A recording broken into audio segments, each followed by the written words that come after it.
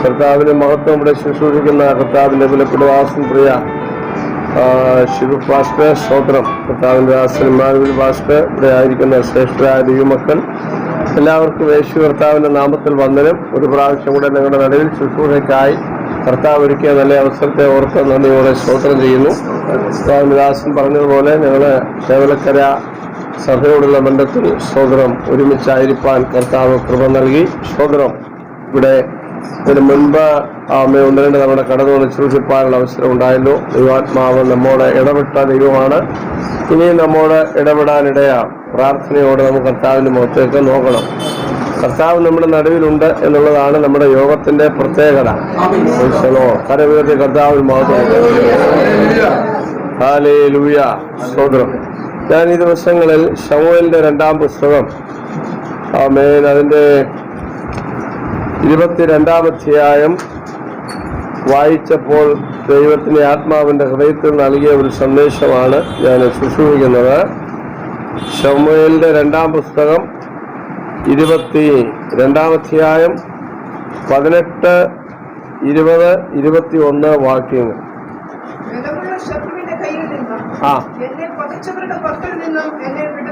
ബലമുള്ള ശത്രുവിന്റെ കയ്യിൽ നിന്നും എന്നെ പകച്ചവരുടെ കയ്യിൽ നിന്നും എന്നെ വിടുവിച്ചു. അവർ എന്നിലും ബലം ഏറിയവർ ആയിരുന്നു. ഇനി അതിന്റെ 20-ാം വാക്യം. അവരെന്നെ വിശാലതയിലേക്ക് കൊണ്ടുവന്നു, എന്നെ വിടുവിച്ചു. 21-ാം വാക്യം. യഹോവ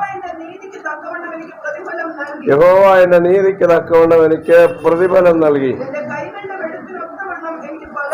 എനിക്ക് പകരം തന്നു. 3 ദൂതാണ്. ഒന്ന്, ബലമുള്ള ശത്രുവിന്റെ കയ്യിൽ നിന്ന് ദൈവം നമ്മെ വിടുവിക്കും.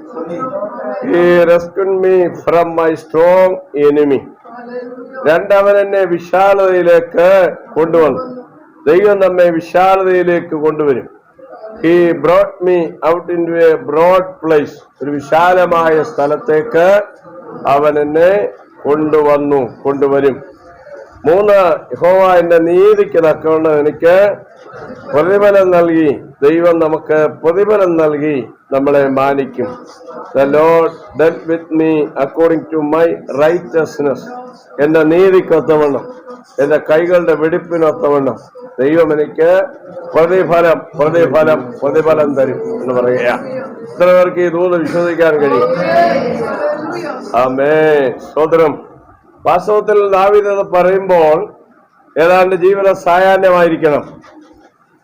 മുൻകാലങ്ങളെ അവലോകനം ചെയ്ത് ദൈവം നടത്തിയ വഴികളെ സ്മരിച്ച് ദൈവത്തിന് നന്ദി കരേറ്റുകയും ദൈവം ചെയ്ത പ്രവൃത്തികളുടെ ഒരു വിവരണമായി ഈ അധ്യായം താൻ എഴുതുകയും ചെയ്യുകയാണ്. ആരംഭം അത്ര സുഖം ആയിരിക്കണമെന്നില്ല, പക്ഷെ അവസാനമായിരിക്കും മധുരം വെളിപ്പെട്ട് വരാനിടയാണ്. ഹല്ലേലൂയാ. അത് ശരാശരി എല്ലാവരുടെയും ആരംഭം അങ്ങനെയൊക്കെ തന്നെയാണ്. വെള്ളിക്കരണ്ടി കൊണ്ട് സ്വതന്ത്രം ജനിച്ചവരാരും വളരെ ചുരുക്കമായിരിക്കും. പക്ഷെ അവസാനം വെള്ളിക്കരണ്ടി ഉപയോഗിക്കാൻ പറ്റിയാൽ അതായിരിക്കണം നല്ലത്. അങ്ങനെ ഒരു ഭാഷയുണ്ട്. അത് പ്രായമുള്ളവർക്ക് അറിയാം, കുഞ്ഞുങ്ങൾക്ക് അത് അറിയത്തില്ല. സ്വതന്ത്രം. അപ്പൊ അങ്ങനെയാണെങ്കിൽ നമ്മുടെ ഇപ്പോഴത്തെ സാഹചര്യം അല്പം പരിതാപകരമാണെങ്കിലും നിങ്ങൾ നിരാശപ്പെടാൻ പാടില്ല. ബലമുള്ള ശത്രുവിന്റെ കയ്യിൽ നിന്ന് ദൈവം നമ്മെ വിടുവിക്കും. ഈ ശത്രു ഉണ്ടെന്നുള്ളത് ശരിയാണ്, പക്ഷെ എല്ലാവരുടെയും ശത്രു ബലമുള്ളതല്ല. പക്ഷെ ദാവീദ് പറയാണ്, എന്റെ ശത്രുക്കളെല്ലാം ബലമുള്ളതായിരുന്നു എന്ന് പറഞ്ഞാൽ ഇങ്ങേയറ്റത്തതല്ല, അങ്ങേയറ്റത്തതായിരുന്നു ദാവീദിന്റെ ശത്രുക്കൾ. ഞാൻ അതിന്റെ ആഴം ഒന്ന് ധ്യാനിക്കാനിടയാതെ ഞാൻ നിങ്ങളോട് പറയാം. നമ്പർ 1 ശത്രു ആരായിരുന്നു? നമുക്കറിയാം. നാട്ടിലെ ശത്രു ഗോലിയാത്തായിരുന്നു. ഗോലിയാത്തിനെ കുറിച്ച് ഞാൻ പ്രസംഗിക്കല്ല, ശത്രുവിന്റെ വലിപ്പം എന്ന് പറയാൻ വേണ്ടിയാണ്.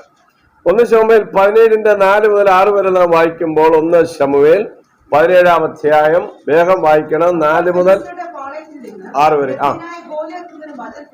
മല പുറപ്പെട്ടു. 6 മുഴവും 1 ചാണും നെടുപ്പമുള്ളവനാണ്. 6 മുഴം എന്ന് പറഞ്ഞാൽ എത്ര ആണെന്ന് അറിയാമോ? 9 അടിയാണ്. എത്ര അടിയാണ്? നമ്മൾ ശരാശരി എത്ര അടിയാണ്? 6 അടി. എനിക്ക് 6 അടി ഉണ്ടോ? പറ. ഇല്ല, ഞാൻ കുള്ളനാണ്. സ്തോത്രം. അപ്പൊ ഇവിടെ ഉള്ളേലും നീളമുള്ള ആള് ഈ അച്ഛനാണെന്ന് എനിക്ക് തോന്നുന്നേ. സ്തോത്രം. ഹല്ലേലൂയ. ഒരു പക്ഷേ 6 അടി കണ്ടേക്കാം. പക്ഷെ 3 അടിയും കൂടെ അദ്ദേഹത്തിന്റെ തലയ്ക്ക് മീതെ നിങ്ങളൊന്ന് സങ്കല്പിച്ചേ. 1.5 ആളാണ് ആര്? ഗോലിയാത്തിന്റെ നീളം. 9 അടി 22 സെന്റിമീറ്റർ ഉണ്ട്. ഒരു ചാണിന്റെ കണക്കൂടെ കൂട്ടുമ്പോൾ 9 അടി 22 സെന്റിമീറ്റർ. ചുരുക്കത്തിൽ പറഞ്ഞാൽ നമ്മുടെ അവൻ ഇതിനെ നടന്നു പോയാൽ ഒന്ന് ഞൊട്ടാനുള്ള സാധനമുള്ള നമ്മള്. സ്തോത്രം. അവനോടാണ് ആര് പോരാടിയത്? ദാവീദ് പോരാടിയത്. 2, അവന്റെ ശിരസ്ത്രം. വായിക്കുന്നവർ കൃത്യമായിട്ട് വായിക്കണം. അവന്റെ തലയിൽ ഒരു താമര ശിരസ്ത്രം ഉണ്ടായിരുന്നു. 4.5 കിലോയാണ് അതിന്റെ വെയിറ്റ്. എത്ര കിലോയാണ്? 4.5 കിലോ. 4.5. 5 കിലോയുടെ കട്ടി നിങ്ങൾ കണ്ടിട്ടുണ്ടോ? ത്രാസിനകത്ത് വയ്ക്കുന്ന കട്ടി. അത് തന്നെ നമ്മുടെ കൈ കൊണ്ട് എടുക്കാൻ ഒരു ഭാരമില്ല, വെയിറ്റ് അല്ലേ? മനസ്സിലാവുന്നുണ്ടോ? 1/2 കിലോ കൂടെ ഉണ്ട്. അതുപോലെയുള്ള താമ്രമോ പിച്ചളയോ അതുപോലെയുള്ള ലോകം കൊണ്ട് ഉണ്ടാക്കിയതാണ് ശിരസ്ത്രം. 4.5 കിലോ. അടുത്തത് കവചം 88 കിലോയാണ്. 88 കിലോയാണ് കവചം. അതും താമ്രം കൊണ്ടും പിച്ചള കൊണ്ടും തോല് കൊണ്ടും അരവേർത്തി കർത്താവിനെ സുരിച്ചാണ്. അപ്പൊ 88 കിലോ. ഒരാൾക്ക് സിമെന്റിന് എന്തോ വെയിറ്റ് ഉണ്ട്? 50 കിലോ. അത് തന്നെ നിങ്ങളെ കൊണ്ട് ഒക്കുവോ? അതിന്റെ ഡബിൾ, ഏതാണ്ട് ശരാശരി ഡബിൾ ഉണ്ട്. ആമേൻ. ഇവൻ ധരിച്ചിരിക്കുന്ന കവചം. സ്തോത്രം. കാൽച്ചട്ട 9 കിലോ. കുന്തമുന 10.5 കിലോ. കുന്തമുന എന്ന് പറഞ്ഞാൽ അലകിനകത്ത് പടയ്ക്കാമരം കൊണ്ടുള്ള അലകിന്റെ മുകളിൽ നമ്മൾ തേങ്ങ പുതിക്കുന്ന പാര ഇരുമ്പ് കൊണ്ടുള്ളത് നിങ്ങൾ ചേർത്ത് ഫിറ്റ് ചെയ്യുന്ന കണ്ടിട്ടുണ്ടോ? അപ്പൊ ആ സാധനം, ആ മുകളിലുള്ള കുന്തത്തിന്റെ മൊന മാത്രം എത്ര കിലോ എന്നറിയാമോ? 10.5 കിലോയാണ്. ഹലോ, ഇവിടെ ഇടുന്നുണ്ടോ? പറഞ്ഞ മനസ്സിലാവുന്നുണ്ടോ? നമുക്ക് എടുത്ത് പൊക്കാനൊക്കെയില്ല, അലവും കൂടെ ചേർത്ത്. അടുത്ത അവന്റെ കയ്യിലെ വാള് 4.5 കിലോയുടെ വാളാണ്. അതിന്റെ വെയിറ്റ് എത്ര കിലോയാണ്? 4.5 കിലോ. ടോട്ടൽ 133 കിലോയും വഹിച്ചുകൊണ്ടാണ് അവന്റെ ഈ നിപ്പ്. എത്ര കിലോയാണ്? ഇവന്റെ ഈ വലിയ ശരീരത്തിൽ, അവന്റെ കയ്യിൽ, അവന്റെ തലയിൽ. സ്തോത്രം. അവന്റെ കവചമായി ലോകം കൊണ്ടുണ്ടാക്കിയ 133 കിലോ പ്രൊട്ടക്ഷന് വേണ്ടി വെട്ടാനുള്ള ആയുധമായി എല്ലാം കൂടെ ചേർത്ത് അവൻ പിടിച്ചിരിക്കുന്നത് 133 കിലോയാ. അപ്പൊ ദാവീദിന്റെ ശത്രു മോശക്കാരനാണോ? നിങ്ങൾ വാതൊരു ദൈവത്തെ സ്തുതിക്കണം. അല്ല, ഇന്ന് പകൽ നമുക്ക് പോരാട്ടമുണ്ട്, നമുക്ക് യുദ്ധമുണ്ട്. നമ്മുടെ ശത്രു നമ്മേക്കാൾ വലിയവരാണ്. പക്ഷെ അഭിഷേകം നമ്മുടെ മേലുണ്ടെങ്കിൽ ഈ ശത്രുവിന്റെ വലിപ്പം ഒരു വിഷയമല്ല. ഇന്ന് പകൽ നിന്റെ ശത്രു എത്ര വലിയതായിരുന്നാലും അഭിഷേകമുണ്ടെങ്കിൽ അതിനെ ജയിക്കാൻ കഴിയും. ഹല്ലേലൂയ. ദാവീദ് പറയുകയാണ്, ദൈവം എന്നെ ശത്രുവിന്റെ കയ്യിൽ നിന്ന് വിടുവിച്ചു എന്നല്ല, ബലമുള്ള ശത്രുവിന്റെ കയ്യിൽ നിന്ന് വിടുവിച്ചു. രണ്ടാമത്തെ പ്രയോഗം പറയുന്നു, അവർ എന്നിലും ബലമേറിയവരായിരുന്നു. അപ്പൊ ആ പദങ്ങളൊക്കെ ആവർത്തിച്ച് ഊന്നി പറയണമെങ്കിൽ ദാവീദ് പോരാടിയത് ചെറിയ ശത്രുവിനോടല്ല, വലിയ ശത്രുവിനോടാണ്. ഒരു ചിന്തയും കൂടെ ഞാൻ പറയാം. എപ്പോഴാണ് ഈ പോരാട്ടം തുടങ്ങിയത്? പറഞ്ഞു, നിങ്ങൾക്ക് ആൻസർ പറയാം. അഭിഷേകം പ്രാപിച്ചപ്പോഴാണ് പോരാട്ടം തുടങ്ങിയത്. നമ്മുടെ വിചാരത്തിൽ രക്ഷിക്കപ്പെട്ട് സ്നാനപ്പെട്ട് അഭിഷേകം പ്രാപിച്ചു കഴിഞ്ഞാൽ എല്ലാ പ്രശ്നവും തീർന്നെന്നാണ്. അങ്ങനല്ല.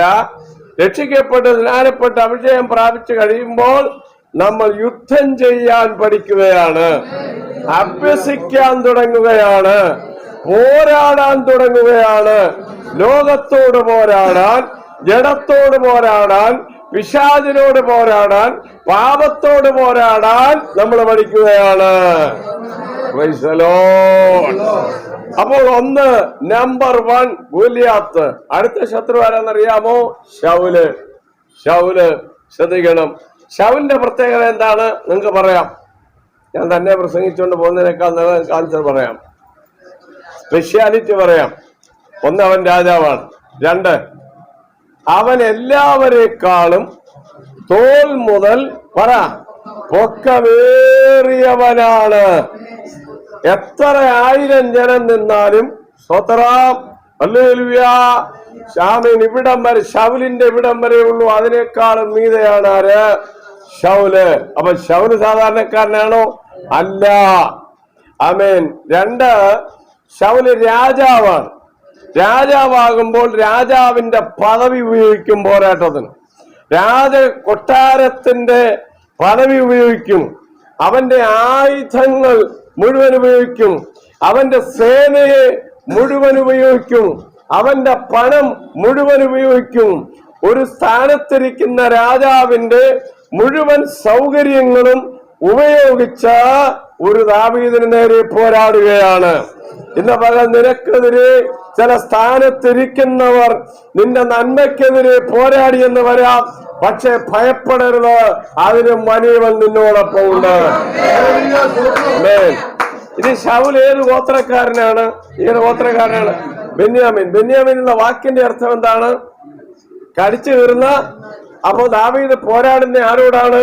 കടിച്ചു കീറുന്ന ചെന്നായോടാണ്. സ്തോത്രം, ഹല്ലേലൂയ. 3, ദാവീദ് പോരാടുന്നത് അമ്മോന്യരോട്. യുദ്ധം ചെയ്ത് അവരെ തോൽപ്പിച്ച് ജയാളിയായ ശൗലിനോടാണ് പോരാടുന്നത്. എന്ന് പറഞ്ഞാൽ എന്താണ്? ഞാൻ കുറെ യുദ്ധം കണ്ടതാണ്, ഞാൻ അമ്മോന്യരെ വെട്ടിയതാണ്, എനിക്ക് ദൈവം ജയം തന്നതാണ്. ജയിച്ചു നിൽക്കുന്നവനോടാണ് അവന്റെ പോരാട്ടം, തോറ്റവനോടല്ല അവന്റെ പോരാട്ടം. Praise the Lord. ഒരു പ്രയോഗം കൂടെ പറഞ്ഞ് ഞാൻ ആ ഭാഗം വിടാം. 2 ശമൂവേൽ 1:23 ദാവീദ് അവരെ കുറിച്ച് പറയുമ്പോൾ ഇങ്ങനെയാണ് പറയുന്നത്: അവർ മരണത്തിലും വേർപിരിഞ്ഞില്ല. സ്തോത്രം. പിന്നെ അവർ കഴുകനിലും വേഗവാന്മാർ, സിംഹത്തിലും വീര്യവാന്മാർ. ആരെ കുറിച്ചാണ് പറഞ്ഞത്? ശൗലിനെ കുറിച്ചും യോനാഥാനെ കുറിച്ചുമാണ് പറഞ്ഞത്. കഴുകന്റെ പ്രത്യേകത എന്താണ്? ഏറ്റവും ഉയരത്തിൽ പറക്കുന്ന പക്ഷിയാണ് ആര്? കഴുകൻ. അങ്ങേ അറ്റത്തെ ആളാണ്. പക്ഷി ആ വിഭാഗത്തിൽ പെടുന്ന ഏറ്റവും ഉയരത്തിൽ പറക്കുന്ന കഴുകൻ, ദൂരക്കാഴ്ചയുള്ള കഴുകൻ.